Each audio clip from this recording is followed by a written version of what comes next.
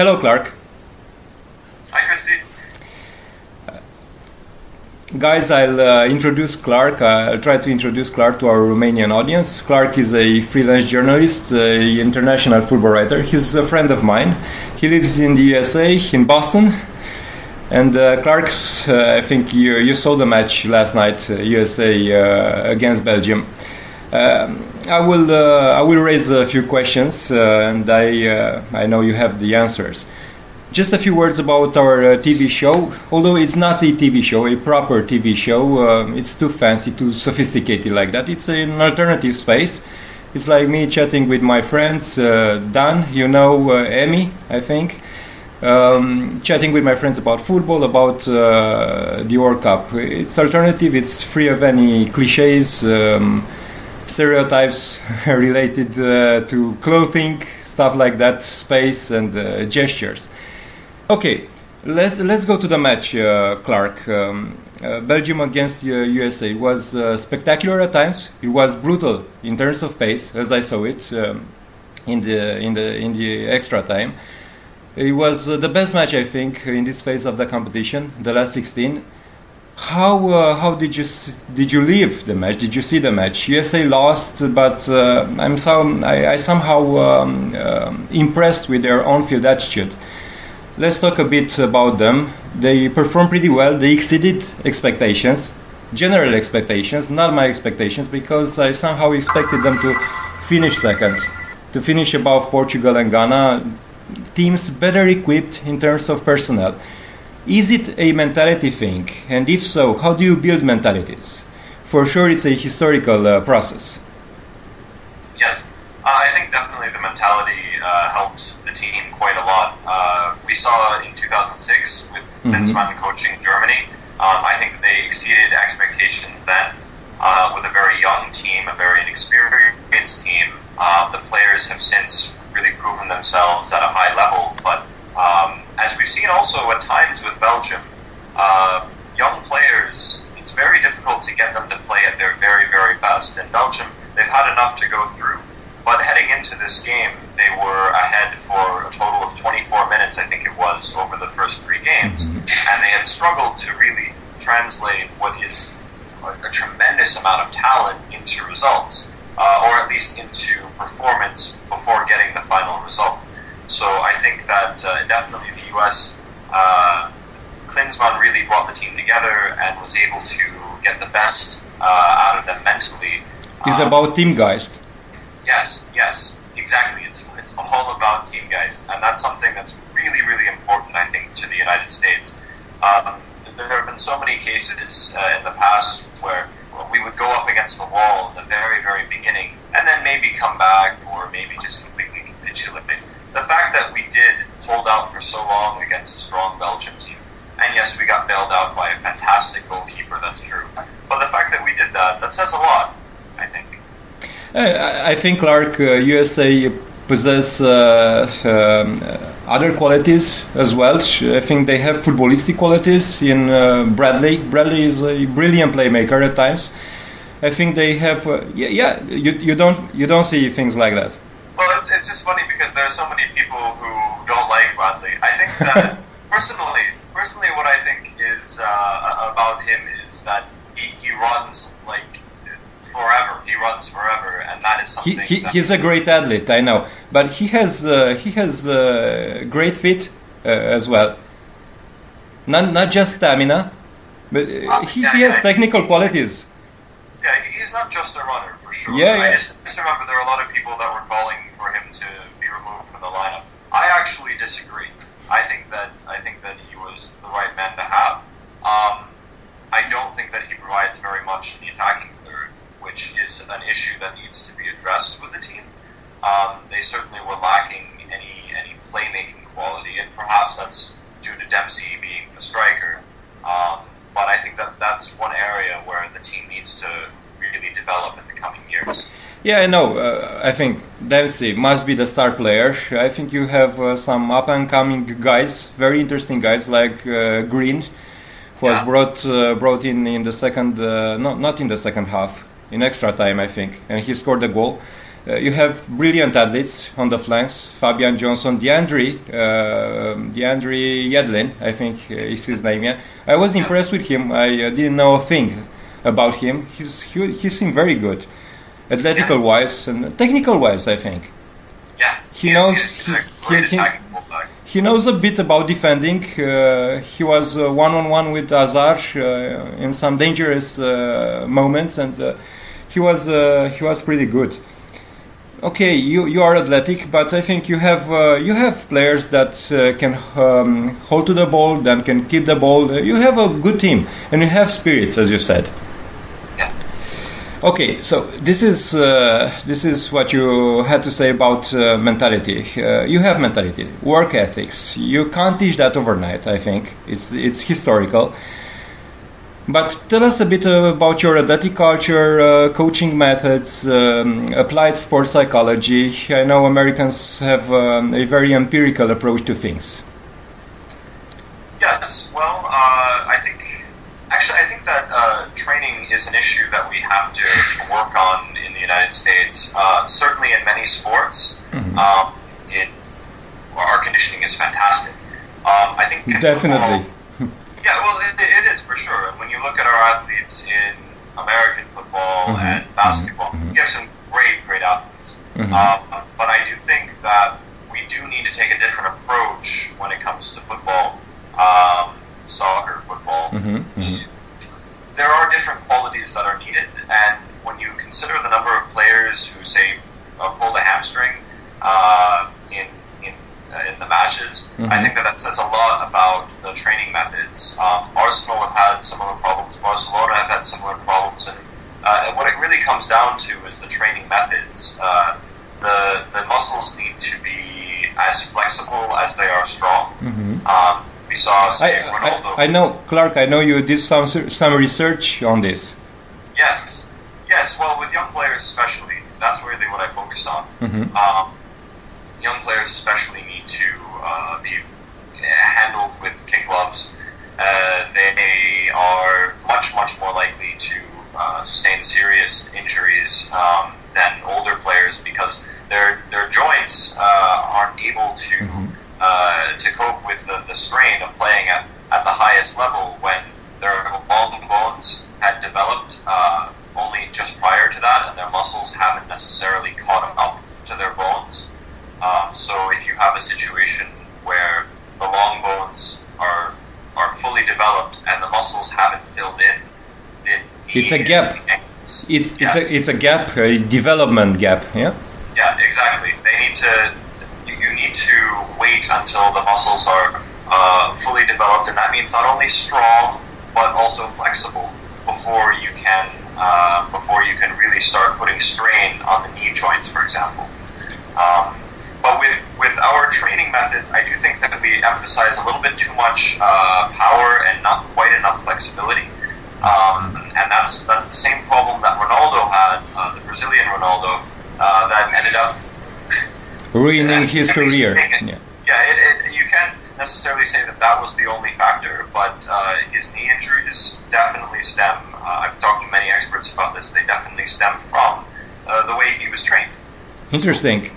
Okay, people here could say that we are over-analytical, but football is science too. It's not just the show, the spectacle, the things we see on a football pitch.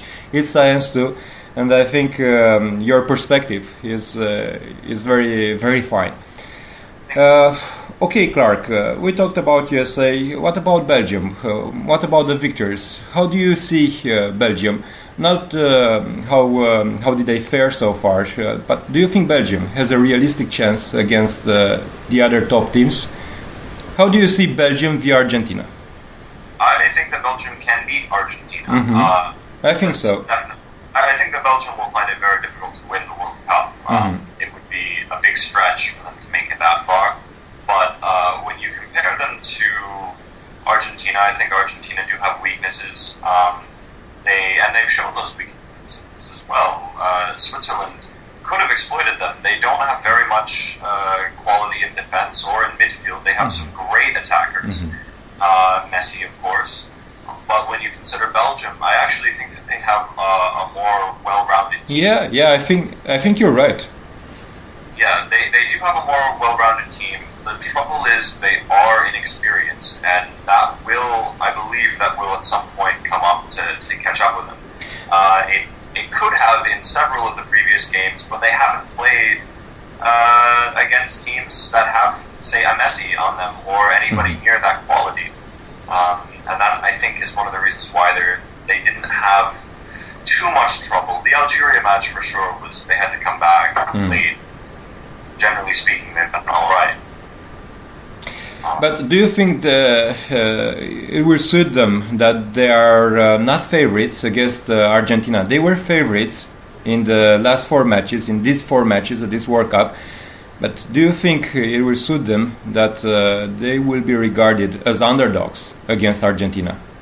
That's actually a very, very good point. They will finally be the underdogs, and definitely the being free of the expectation that could completely set them free and really and put them at ease. So yes, an upset absolutely might be in the cards.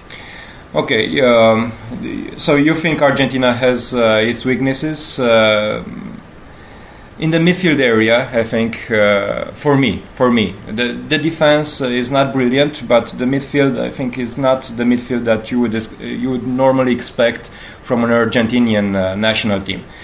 Brazil. How did you see Brazil so far, Clark? Do you think Brazil still has it in it to win this World Cup? And if so, how? Sure. Well, speaking of expectations, I think there's a classic example is Brazil. They were expected to win the World Cup or at least reach the final, and I think that they have struggled to cope with that favorites tag. I think they're going to face a very, very difficult challenge in Colombia. Colombia, they don't have the expectations that Brazil have. Chile pushed Brazil to the very, very limit. And I think that Chile, they have a lot of fight.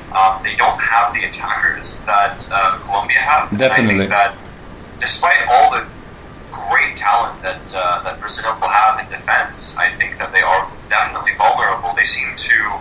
I've seen this a couple times happen where they just go through stints where they look very lacking in confidence.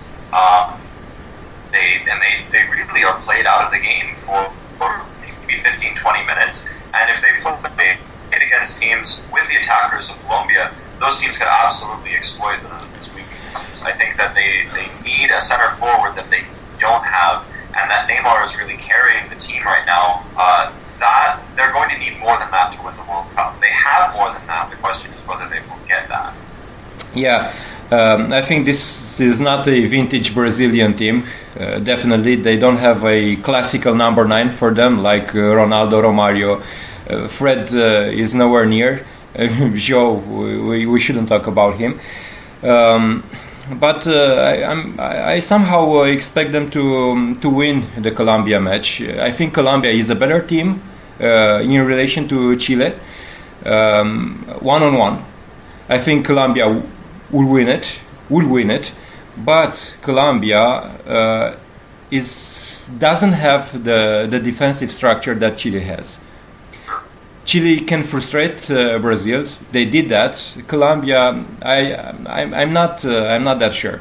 They have attacking brilliance, but defensive-wise, with Yepes, a very aging defensive line, I don't see them very good in this match. I expect Brazil to win it. Sincere. That's very much fair. And certainly, Colombia did look vulnerable against Uruguay. That is true. If Uruguay had Suarez, for example, it might have turned out a different game. So I'm completely with you on that. Okay, Argentina, Brazil will have a classic in the quarterfinals. France against Germany. How did you see Germany so far, Clark? I know you are an expert, a keen observer of German football, of Bundesliga football, like me. How did you see Germany so far? Because I see a lot of trouble there with their flanks. They don't have the power there, the explosion that they had in the past, and it's easier, I think, now to block Germany. If you put enough men in the center of the park, in the middle of the park, you can block Germany right now. Because on the wings, in the attacking third, they have two playmakers, Özil and Götze, and at the back they have two classical stoppers on the flanks in Boateng and Hövedes. I don't see that being an argument for Germany in their quest. Yeah, they of course did great against Portugal, but since then just very, very unconvincing. A full Germany team would be fantastic. I think that they're lacking a lot in midfield right now. Even Gundogan, you think Gundogan is a strong playmaker, a 6, an 8, or Royce as 11? Yeah. They're missing Gundogan. Gundogan, for me, the way he was playing a year ago was the best that I'd seen for quite some time. Of any central midfielder. He was just on another planet, it seemed.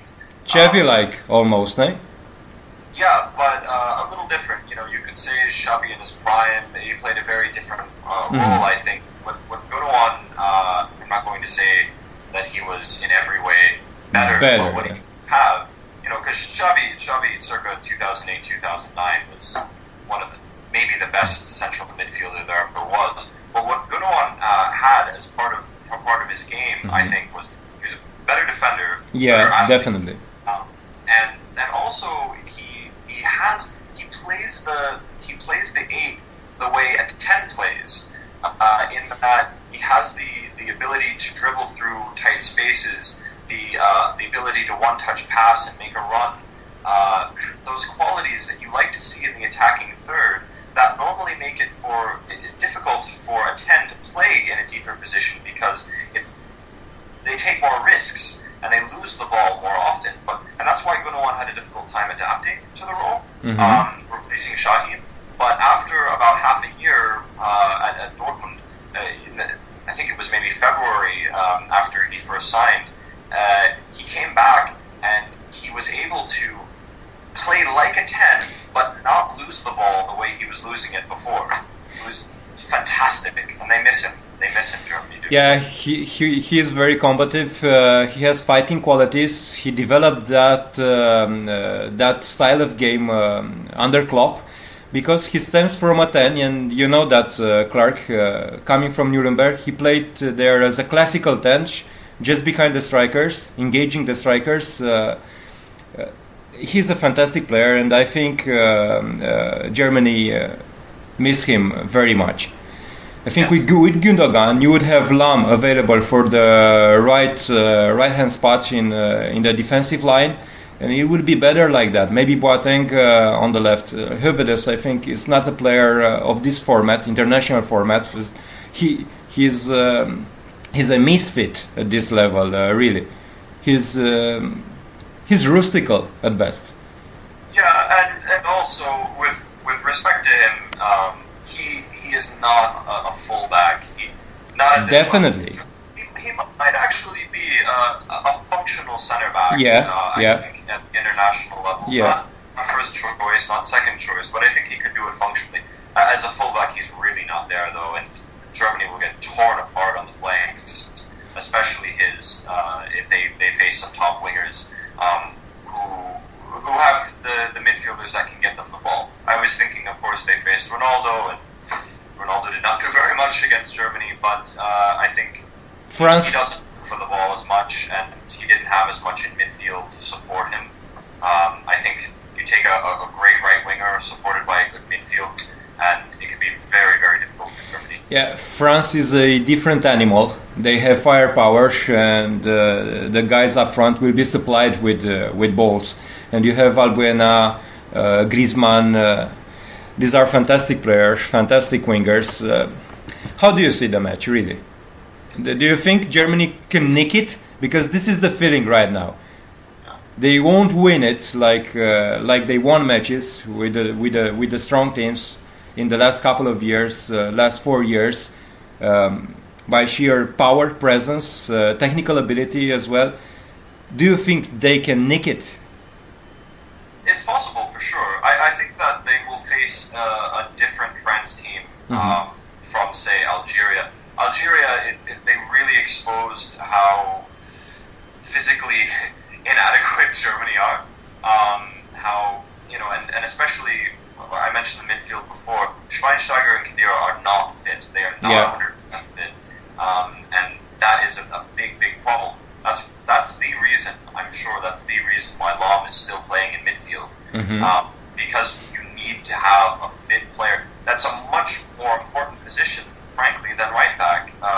You need to keep it locked down in the center of the midfield. So I don't think, though, that France will play at breakneck pace the way Algeria did. Algeria played, it was almost suicidal the way they played. Because, yes, they were overrunning Germany in the first half, but you saw in the second half, even at the beginning of the second half, they lost steam. They lost steam. Yeah, exactly. They slowed down. They got a little bit tired, and I think that, let's say they advanced. If they were really aiming to win the tournament, they would have been completely exhausted before they got to the final even. And I think that France, they want to win the final. They're a team that can contend for the title, so they're going to have to take down the pace a little bit, which will suit Germany.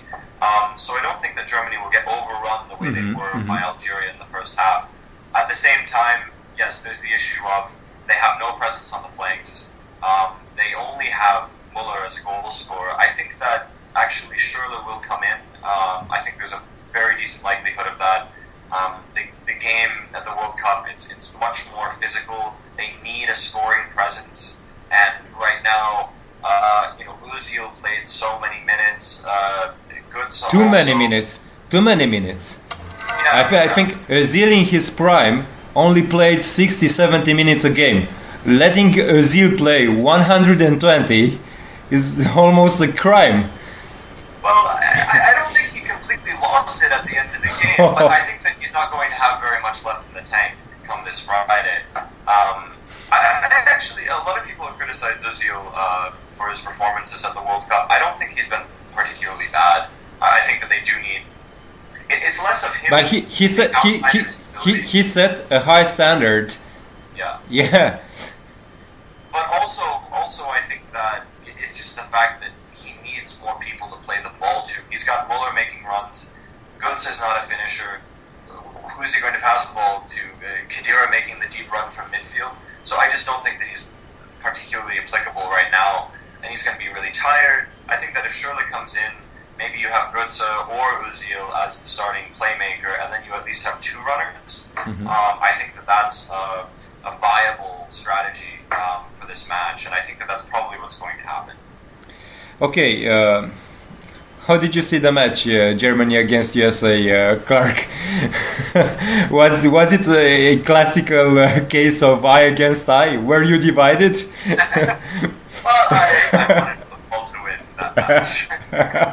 No, honestly, I was just hoping that that the results were sufficient for both the US to advance, and I didn't mind too much either way. I mean, I am American, and I did want to see the US play very well. I have always enjoyed the German game, and I did want to see Germany play well. The result didn't really matter as much to me, being completely honest. I like your T-shirt with Erste FCK. Thank you. But they play second Bundesliga right now. Yeah, What's the problem over there? What's the problem? What's the problem over there? The Kaiserslautern playing second division football. It's a big problem. This is the Fritz Walter shirt. Huh? Yeah. He would not be very proud right now.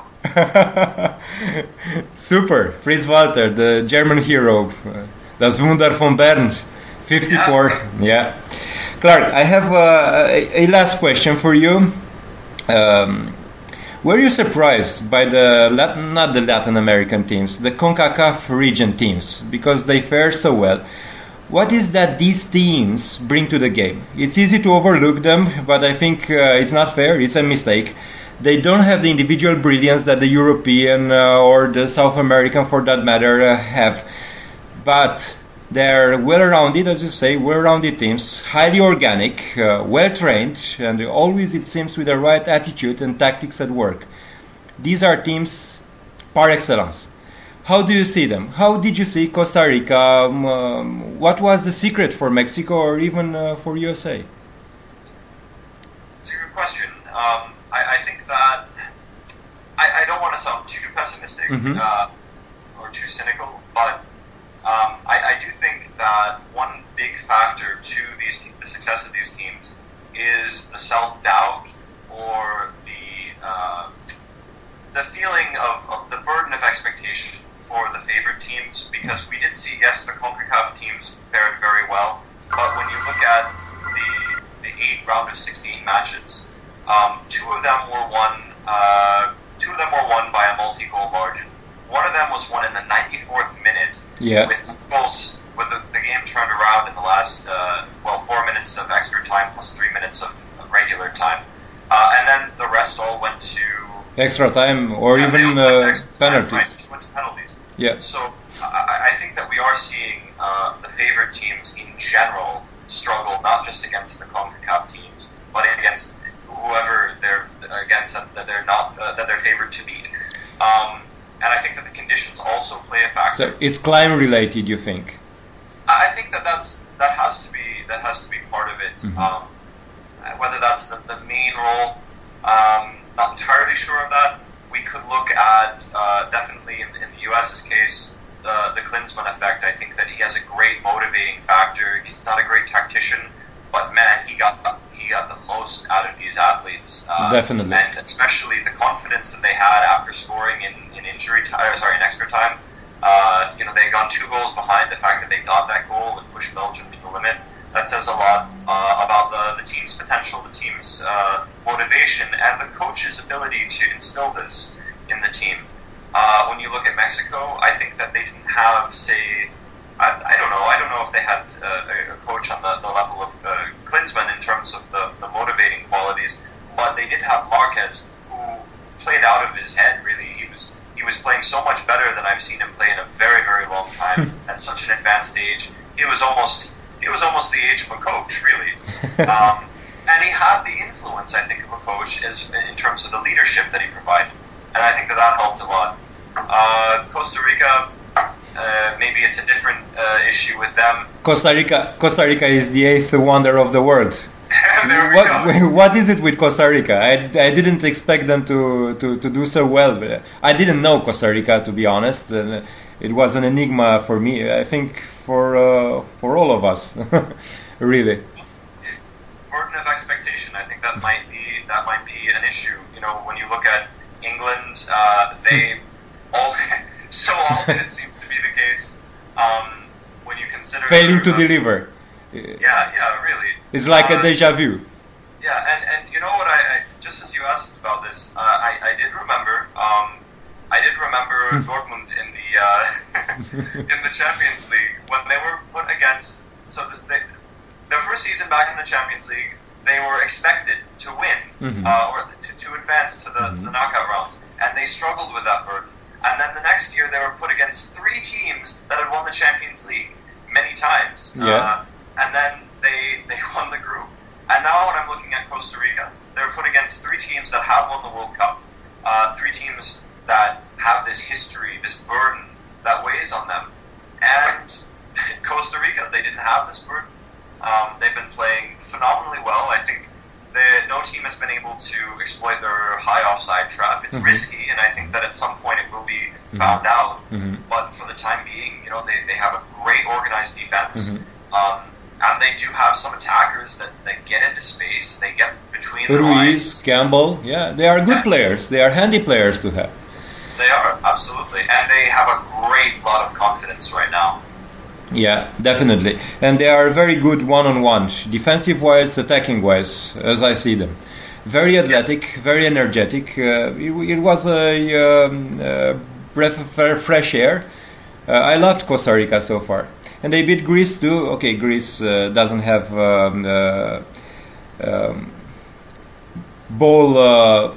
ball-playing qualities, but Greece has a history too, no? Greece is a former European champion. Yeah, they are a very difficult team to beat. Yeah, yeah. Okay, Clark, it was a pleasure, as always. And Was as well. we'll see you the next time. All right. Have a nice day, and Great. keep in Thanks touch. a lot. Thanks. Bye-bye, Take care. Clark.